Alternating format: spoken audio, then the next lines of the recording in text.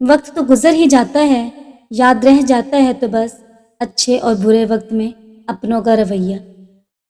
کسی رشتے کو نبھانے کے لیے قسموں اور وعدوں کی ضرورت نہیں ہوتی، اسے نبھانے کے لیے دو خوبصورت لوگ چاہیے، ایک بھروسہ کر سکے، دوسرا اسے سمجھ سکے۔ بچپن کے کھیل ختم ہوتے ہیں تو نصیب کا کھیل شروع ہو جاتا ہے۔ وہ لڑکیاں دل کی بہت صاف ہوتی ہیں جن کی آنکھوں میں چھوٹی چھوٹی باتوں پر آنسو آ جاتے ہیں۔ کتنے خوش نصیب ہوتے ہیں نا یہ بیٹے، تا عمر ماں باپ کے سائے میں گزار دیتے ہیں۔ اور بیٹیاں تو مرتے دم تک یہ نہیں جان پاتی کہ کون سا گھر ان کا اپنا ہے اور کون سا پرایا۔ کبھی یوں بھی سوچا کریں کہ سامنے والے کی لہجے میں کرواہٹ اس کی اکڑ کی وجہ سے نہیں بلکہ زندگی میں سہی گئی تلخیوں کی وجہ سے بھی ہو سکتی ہے۔ ابھی دنیا میں ایسی عورت بنی نہیں ہے جو آئینے میں خود کو دیکھے اور اسے کوئی خامی نظر نہ آئے۔ امام ابن جوزی رحمۃ اللہ کہتے ہیں، مجھے ان لوگوں پر تعجب ہوتا ہے جو لوگوں کے دلوں میں قربت حاصل کرنے کے لیے دکھاوا کرتے ہیں اور یہ بھول جاتے ہیں کہ ان کے دل اللہ تعالیٰ کے ہاتھ میں ہیں۔ محبت معجزہ یوسف ہے، اگر سچی ہو تو جوانی لٹا دیتی ہے اور جھوٹی ہو تو وقت سے پہلے بوڑھا کر دیتی ہے۔ سب سے بدصورت واپسی محبت کے سفر کی واپسی ہوتی ہے۔ پہلے قدم پر ہی حواس جواب دے جاتے ہیں، نہ آنکھوں میں خواب ہوتے ہیں اور نہ پاؤں میں سکت۔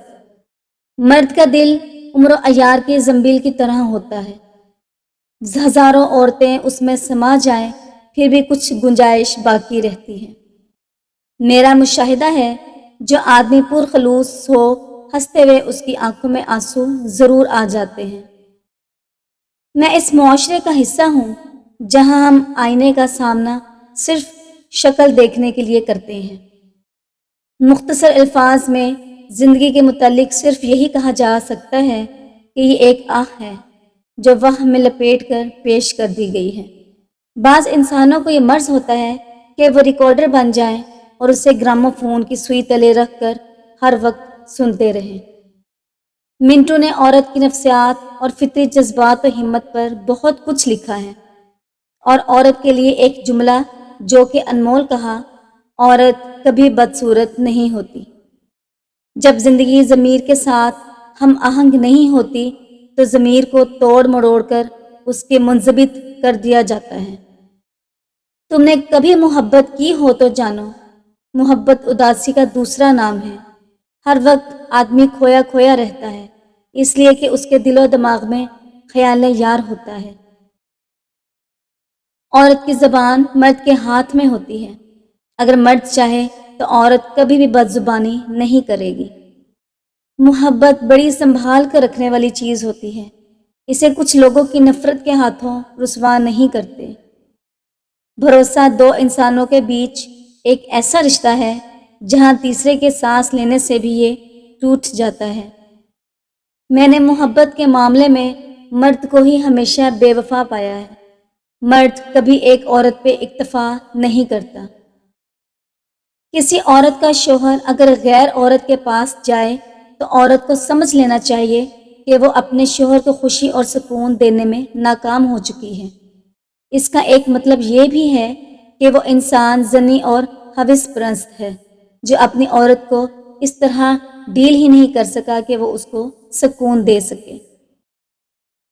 دوسری عورت کے ساتھ وہ اپنی گندی آوارہ فطرت کی وجہ سے تعلقات بناتا ہے، نسلی ہوگا تو کبھی ایسا نہیں کرے گا۔ عورت ہی عورت کی خوشیاں کھا رہی ہوتی ہے، کوئی بہو، کوئی ساس، کوئی نند، کوئی بھابھی اور کوئی سوتن کی صورت میں۔ مرد نکاح کرے گا تو ہی اسے محبت ہے، اس کے علاوہ جتنے بھی وعدے کر لے سب جھوٹ ہیں۔ جو مرد آپ سے محبت کرے گا وہ آپ کو اپنا محرم بنائے گا، کیونکہ نکاح کے بغیر محبت کا کوئی وجود نہیں ہے۔ جو محبت کرتا ہے وہ کبھی نہ محرم نہیں رہنے دیتا۔ مرد خود ہی عورت سے محبت کرنے پر مجبور ہو جائے گا جب عورت دو کام کرے گی، مرد سے بہت احترام اور نرمی سے بات کرے گی، مرد کے سامنے کبھی اونچا نہ بولے گی اور اس کے سامنے اپنی تعریف کرتی رہے گی۔ مرد کی فطرت ہے، جو عورت اس کے پاس خود چل کر آئے وہ اسے کبھی بھی پسند نہیں آتی۔ عورت بڑی ہی پیاری مخلوق ہے، اگر اس کا موڈ خراب ہو تو پوری کوشش کرتی ہے کہ ٹھیک سامنے والے کا بھی نہ رہے۔